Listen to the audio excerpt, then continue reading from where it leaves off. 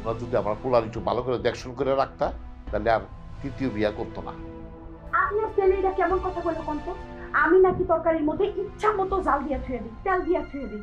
আব্বা, 2-4 দিনিতে তো জাল তাল হইতেই পারে। এর লিগা কি হ্যাঁ বাড়িতে বিয়া করে আরেকটা নতুন বউ লই আইব? এটি কি সহ্য করার কথা?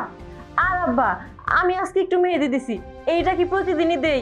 কইতাছে আমি নাকি সাজসজ্জা করি, রূপচর্চা ছাড়া কিচ্ছু চোখে দেখি না। এটা কিন্তু ডাহা পড়া মিথ্যা কথা। আর একটু রূপচর্চা যদি না করি, স্বামী কি আমার দিকে তাকাবো? হাজার হোক পুরুষ মানুষ, এই জন্যই তো সাজসজ্জাটা করি।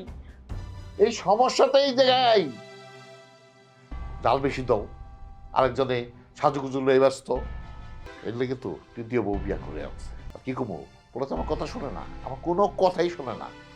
বাপের আছে অডাল, 3 বউ বিয়া করছে, খাওয়াইবো পড়াইবো, বাপের তো বাপের মানে নিজে, আমার তো পাত্তেই দেয় না, আমার তো কথাই কয় না।